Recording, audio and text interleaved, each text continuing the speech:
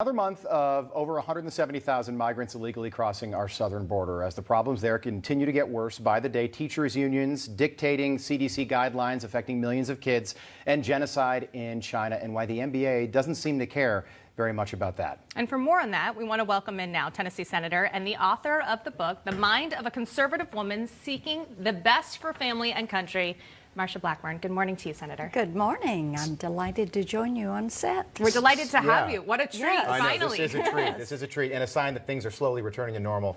So nice to have you joining us. That's right, and Tennessee is open for business. It's wonderful to be there. People are out and about. Kids are playing sports. You know, it's just really getting back on the right track to normal, and people are loving it. I know that you've been in New York for only a matter of hours, but have you noticed the difference between a state like Tennessee and the state of New York? Of course. You know, flying in last night, the airport, there was no music, no live music. Right. There weren't people walking around like you see when you fly out of Nashville, where I flew from yesterday. The best airport to fly into. I know it. Yeah. Well, let's get right into it, Senator. We've got a lot to talk about this morning. I want to start with the CDC situation with the teachers' unions. I was under the impression, and maybe I'm silly, but I thought the CDC was supposed to not be a political body that could be influenced so easily. It seems like they've colluded with the teachers' unions, and who's paying the price? It's millions of moms and dads and grandparents out there right now, because kids are either at home entirely or they're in this hybrid world where they go to school 2 days a week and then they're at home the other 3 days a week, which is terrible. You know, Rob, it's the children that are paying the price. When you look at the mental and emotional health, the learning skills, these are losses that these children are going to spend many years trying to recover and trying to get back up to pace on their learning. So I find the fact that the CDC was listening to the teachers union just incredible. We've heard this, the CDC has said, let's follow the science. And people would say, okay, we'll follow the science. We will wear a mask and wash our hands and stay home and do the quarantines. And then to find out that there was this push and pull, give and take, that the teachers union was communicating directly with the CDC on this guidance is something that does cause us all to wonder. And you know, you look at some of the parochial or private schools that opened back up immediately, and they've done fine. Yeah. And then you look at the public schools where there has been basically a lockdown or a no-go when it goes to classes. The fact that we have children that have not been in a classroom in over a year. And this is such a disservice to those children and their ability to learn. Senator, we were talking about it this morning. We were wondering if the CDC is in bed with the teachers' unions, who else are they in bed with? You know, what else? What other industries has this impacted? And something you just touched on, the mental health of the kids. I find it kind of ironic that it's Mental Health Awareness Month. It's also Teacher Appreciation Week. And you see so much online and on the media of let's honor our teachers, let's get the mental health of our kids in line, but people aren't realizing the very simple connection of getting kids back in their social circles, back in school. Wouldn't that solve the problem? And children need that socialization. And look at the rates of suicide, the drug abuse with teens, the teen pregnancy. All of these adverse indicators are up. And when you talk with pediatricians and you also talk with classroom teachers, and I have talked with some that have a whole lot of spunk, and they have found out, they've actually said, one teacher said, you may lock the door of my school, but you're not going to lock down learning for children. And I appreciate that enthusiasm for teaching these children that they have brought to this to say, we're going to get through this and then we're going to get back in the classroom as fast as possible. These children need that in-class instruction. Your governor there in Tennessee pushed for this back in January. Right. You now said you're fully reopened. Do you notice a difference? It would be hard to calculate across the country, but a difference between the kids in your state, in Tennessee, versus how children are doing across the country? Yeah, they're probably smiling. They're which happy. would be such a rare sight to see. And they're going to, this past weekend, we had sporting events with our grandsons. And the kids are running around and they're playing and they're competing. Being kids? They're being kids. They're going to birthday parties. They go to church. They are out and about. And that is what you want children to do, because we want them to grow up and to realize this is the greatest country on the face of the earth. We want them to dream these big dreams. We want them to have the opportunity for these dreams to come true. A big part of that is getting these children in the classroom, back into their activities, and then helping them to be prepared for their future. And Senator, I've said it when you've been on before, it is not xenophobia, but because of this virus, which came from China, our kids, millions, I've got 2 young kids myself, they've been robbed of more than a year. And when you're a kid, you only get so many years before you start to grow up and you know, life becomes Have to do real life things. Quickly. And wish you could go back. Right, exactly. Gosh, I wish I could be back right now. A quick question, and then I want to move on to the border, and Rachel's going to dive into that. But so right now, about 30% of kids are in some form of this hybrid learning. In the White House, they just have not said that they want all kids back in school by the fall without question. How concerning is that for you as a United States Senator?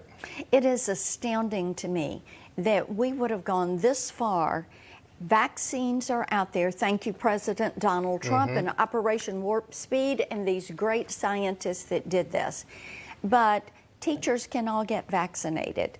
Up to children that are 16 years of age can get vaccinated. Right.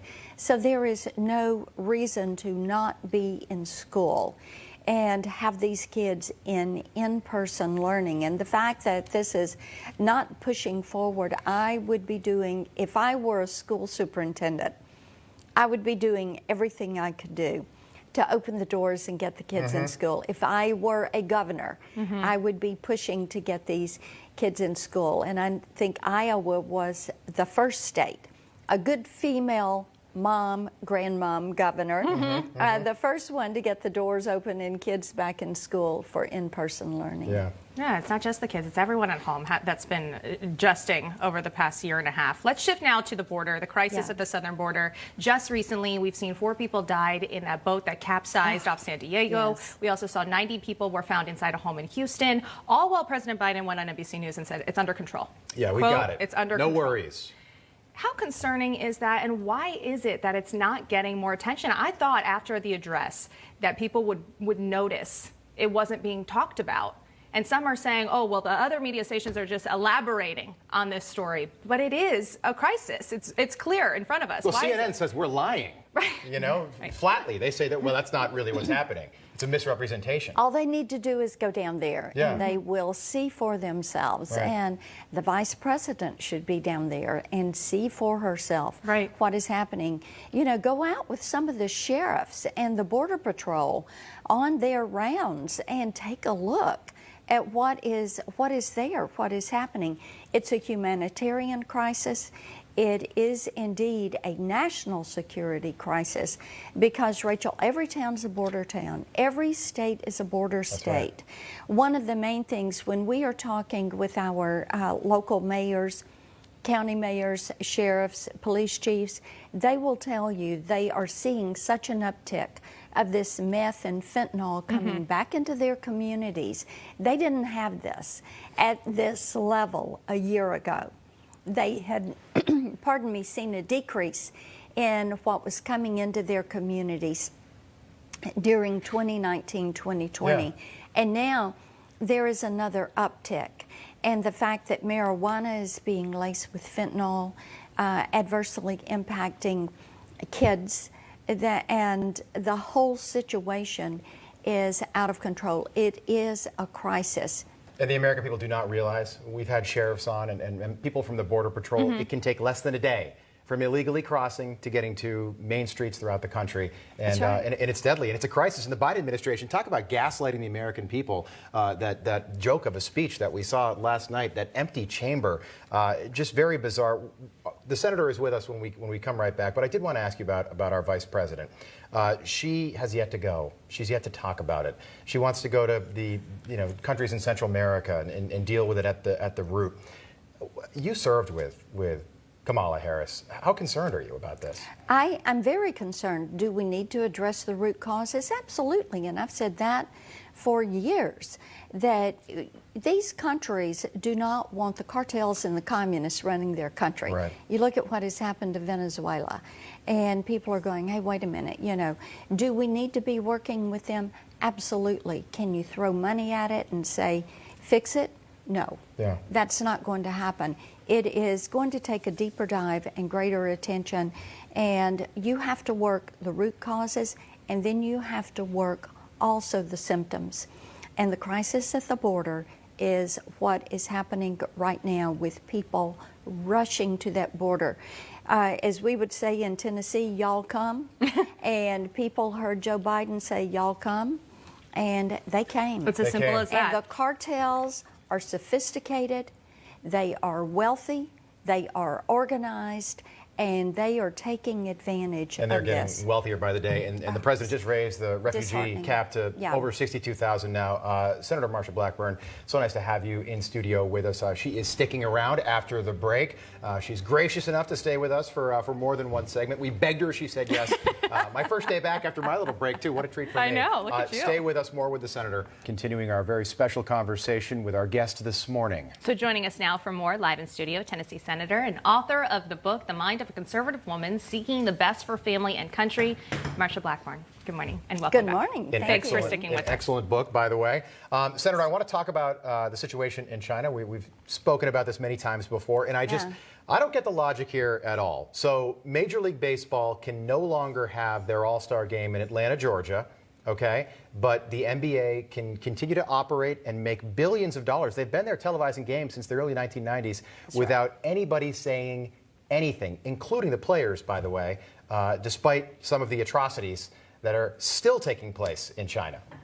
And you look at what happened with Daryl Morley and the tweet about the Hong Kong freedom fighters, supporting freedom. Right. Isn't that what we're supposed to do? Cheer for freedom.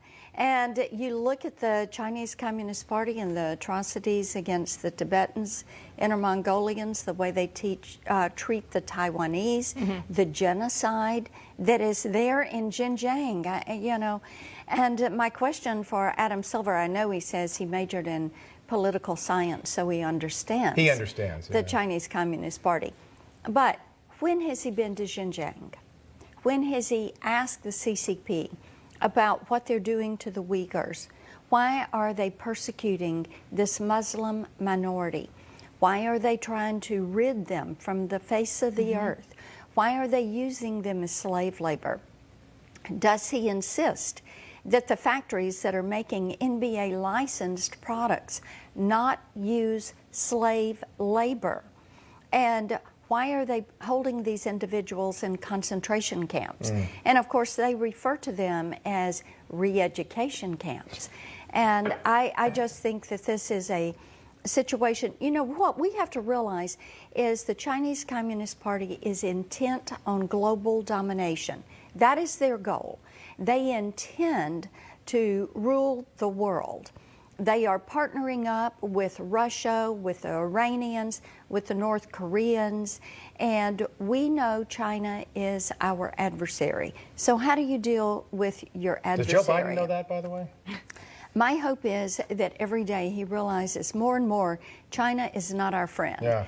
And that when you are doing business, all of these companies need to realize you are doing business with the Chinese Communist Party, because they are a part owner in every company that is there. So realize the extent to which you have this civil military fusion taking place in China between their commercial sector, their military sector, and it is all held together by the Chinese Communist Party.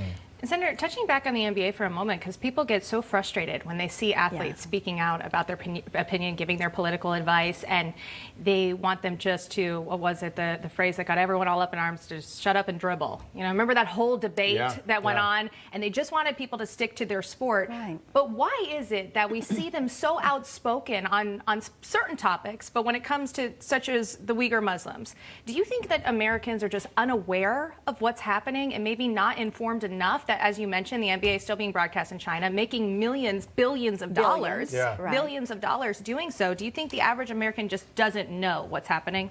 I think many people are not aware of what is happening. We were just discussing the border, and when you look at the lack of attention that the major news networks have given to that border and the situation there, and when you look at the newspapers and see what they're putting on the front page, many people are not aware. They're not following it as closely as you are, so they don't realize what the Chinese Communist Party is doing. Could I ask you a question about that, by Sure. the way, while you're on that topic? So if you watch CNN, and I do this all the time, I'll turn on the other networks, and I try to audit the other media outlets out there and newspapers, and I've read the Washington Post over the weekend just to sort of see how things are being, just to get both sides. Right. I think it makes me better at my job. Of course Are it they does. doing the American people a disservice by not playing it down the middle with some of these stories that should be down the middle? That's what I'm saying. I don't think people would have as much trouble of athletes speaking out if it was all taught. I don't have any issue.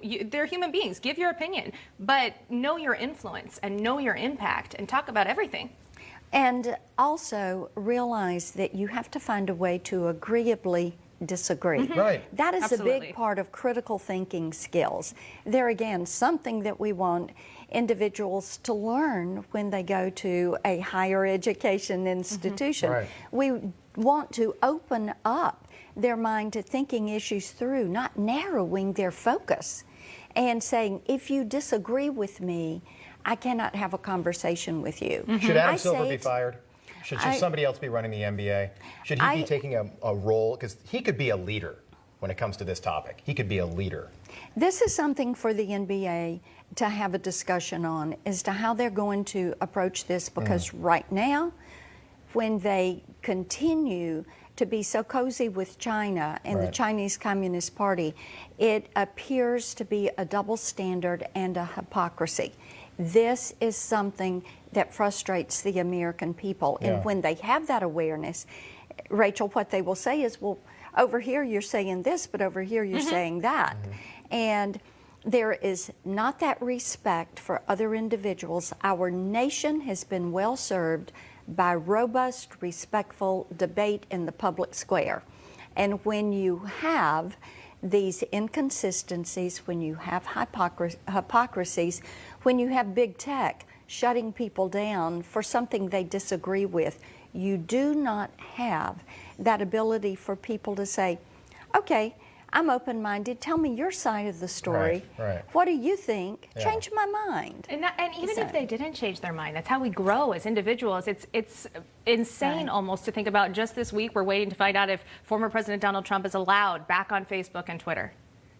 I believe it's tomorrow. They're going to decide if he's allowed back on. And who says the gods of the Silicon Valley should make that decision? Yes. Literally, the modern day robber barons. Self-appointed. Yeah, self-appointed, and there's no checks and balances there. When it comes to Adam Silver, by the way, if he were, because Xi Jinping would have to listen to the NBA, for Americans that don't know, the NBA is huge. It's so popular in China, and I just don't think people are aware of that. I know that you are, and Rachel and I have talked about this. We've had Olympian Michael Ruzioni on the show a couple times. He thinks that our athletes should be competing in the Beijing Games next February. And I know that you are a big supporter of our athletes as well, and we are too. But should we really be going to Beijing to celebrate? I would rather see us do something here for these athletes to have the opportunity to compete. Have the Freedom Games, you know, the red, white, and blue games, anything. But they're dedicated, they've worked hard, they've trained. Going to the Olympics is important, but to go to Beijing and then have the Chinese Communist Party running this show, trying to glamorize Beijing, floating out the yuan with the cryptocurrency that they are doing, embedding this into the phones. If you're going to be purchasing from the games using that cryptocurrency. I'm really concerned about much of this. Switching gears a bit now, we know that the Biden administration currently has control of the White House, the Senate, and the House. And we had Texas Senator Ted Cruz on last week talking about now the goal to pack the Supreme Court. Let's take a quick listen of that. I believe we have that queued up, and then we'll continue our conversation. Yeah. Joe Biden wants to pack the court as he wants to stick 4 left-wing justices on the court to take away your free speech rights and my free speech rights. He wants to take away our religious liberty rights. He wants to take away the right to keep and bear arms, effectively erase it from the Bill of Rights. And I think that is profoundly dangerous. It's the single greatest threat we have to our liberties. Senator, do you agree with the Texas senator, and do you think that it is legal to add more Supreme Court justices? What we know is the Democrats are trying to do 2 things. They're desperate to do 2 things. Number one, get rid of the filibuster, and so that they can pass all of these things like H.R. 1 and the Green New Deal and defund the police. And then they're looking for an activist court, the Supreme Court and the federal bench, so that they can have a court to give them a green check mark to say, oh, this is fine, you can do this, it's not unconstitutional. So they are going to push those 2 things. It's why we have to hold the filibuster, and it is why we cannot allow them to pack the court. So we're going to continue to push through this. 2022, I had a Tennessean this week say 2022 cannot get here fast enough. And I think there are a lot of people that have buyer's remorse. And they're ready for 2022 to get here so that we can stop some of this. 9 is the right number for the court. Right. It is where it should be. We do not need to be adding justices. We do not need to be expanding the federal bench at the circuit level or the district level. And it's been that way since the 1860s. That's right. This is a power grab. He campaigned right. as a moderate. He was more moderate as a senator. This guy has governed like a radical. I think he's leapfrogged being a progressive. Bernie. Yeah, It's like you got Bernie for president. Bernie's for president, but nobody elected Bernie. Quick question. I just wanted to ask your thoughts on Senator Chuck Schumer. The Senate Majority Leader is exploring trying to use budget reconciliation to legalize millions of undocumented immigrants. This is a major issue. We know that the limit was just upped, the refugee up to over 62,000. I believe it's 62,500 from 15,000, which if I am a migrant, that is another green light to come to the border. That's right. That's another sign. And to use budget reconciliation to continue to go back into that budget. He knows that this is not something that is within the rules that we ought to be doing. It isn't standard operating procedure for the House and the Senate. He is fully aware of that. But they know they're going to lose the House and the Senate in 2022. And bear in mind, when Barack Obama was president, what was their goal? To radically transform this country. They knew Hillary Clinton was going to win. They got Donald Trump. So they're going, this time we're not going to let this get away. They weren't expecting Donald Trump in 2016. No, they were not. Definitely. Hillary wasn't either. That's right. Wasn't at all. Senator, such a pleasure having you on. Delightful. Come back and see us. Thank you so much. Really enjoyed this. Yes. Hey, I'm Rob Finnerty. Thanks for watching. If you enjoyed this video, please join the conversation in the comments below. Don't forget to subscribe, too. Hit the bell icon to be alerted to breaking news. And remember, there's a whole lot more on Newsmax TV, America's fastest growing cable news network. Newsmax TV, we're real news for real people.